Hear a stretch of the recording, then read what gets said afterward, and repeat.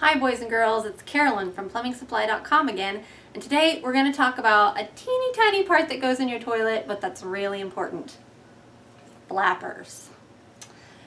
Most of the time, the part that's going to wear out the fastest in your toilet is going to be the flapper. It does kind of the most work. Every time you flush your toilet, the trip lever pulls this little guy up, all the water goes down into the bowl, flushes the toilet, and it sinks back again to fill the water in the tank up again. One easy way to tell if you have a bad flapper is to take a few drops of food coloring, drop them into your tank, not the bowl, the tank, and wait 15-20 minutes. If you come back and you find color in the water in the bowl, you need to replace your flapper. The flapper I have right here is the most common type of flapper you're going to see. It's got a chain and it's got these two little brackets right here. It's nothing fancy, it's just rubber. This kind of flapper is what most flush valves are going to use, or some slight variation of this. This is your flush valve, and you see these two little, they kind of look like little ears or little arms sticking out here, and that's where you're going to attach the flapper. You're going to go right here, in your toilet of course, not just on your table. You're going to go here and you're just going to hook these little rubber parts over the ears, and then you'll take the chain and hook that up to your trip lever. You might need to adjust it a little bit depending on how tall your toilet is, but there you go, you just installed a new flapper. Took you about 5 seconds, huh? Sometimes though, your flapper's not going to look like that one. Sometimes you're going to find one that looks like this. And this little yellow thing on here is a float. Now the reason that some manufacturers use these is because they want to be able to give you one flapper for all the different flush valves that they make. So you take this little float and see these little white plastic things on there? You're going to pop those off of the chain, and then you can move this little yellow float up and down to wherever you need it. This lets the flapper close really fast or really slow, depending on where you set the float at. An alternative to the adjustable float that some manufacturers have come up with is these little plastic inserts. Now, when you flush your toilet, the flapper lifts up and there's water in the tank. And some of that water is going to enter the bottom of the flapper and displace the air in there. As that flapper fills up with water, it's going to get heavier and it's going to close. The great thing about these inserts is if you look closely, you'll see that they have different hole sizes. If you want to use less water, use a bigger hole size, because that's going to get more water into the flapper more quickly, which means the flapper is going to close more quickly, which means you're using less water to flush your toilet.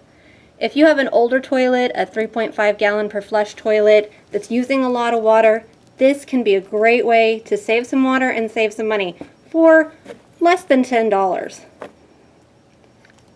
Another way that manufacturers have gotten adjustable limits for your toilet is with this kind of flapper. Now you'll notice here it has all these little grooves with all these little numbers, and this little one is locked into place.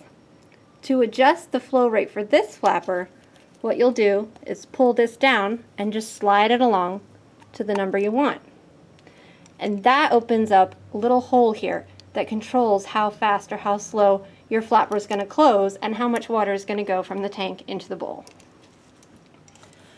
Some flappers you're going to come across are going to look really weird, like this one. Like, what is this even for, right? This actually is a bracket that will fit over the refill tube on some kinds of flush valves. But for some, you might not need it, especially if you've replaced the flush valve previously and now you're putting a new flapper on a previously replaced flush valve. So what you're going to do with this, if you don't need this middle part, just cut it off right at those little lines, and then you can hook it on to the little ears just like we showed you before. The most interesting thing about this flapper is that it has this little kind of tail looking thing. It doesn't have a chain like the others. It doesn't have a bead with a hook like the others. This one works by just putting the end of this through the holes in your trip lever pulling it through to the desired length. Now you're going to want to make sure that you don't pull it tight. That's not good. It's going to cause a bad seal in your flapper and your toilet's going to run all the time. You want to give it just a little bit of slack so that when you pull the trip lever, it actually goes up. This is called a counterbalance flapper. And this is going to fit onto special flush valves kind of the same way that this works, except in reverse, because it's going to go over and it's going to go into two little holes instead of on two little ears. This one works in much the same way that the others do, except this part over here controls how fast or slow the flapper is going to close. The water flows in here, which counterbalances the action of the flapper. Sometimes you're going to have a situation where you want to replace your flapper, but for some reason you can't. Maybe your flush valve broke one of its little ears off, or you have a different kind of flush valve that you can't find a flapper for anymore, but you really don't want to replace the flush valve. Replacing a flush valve is not difficult, but it's a time-consuming job. You have to take your toilet apart, you have to take all the pieces out, you have to put the pieces back in the right order, making sure that everything is fitting together perfectly so that you don't have any leaks.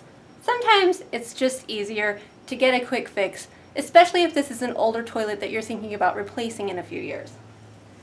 That's where this little flapper comes in handy. This is a unique little fix-a-flush guy.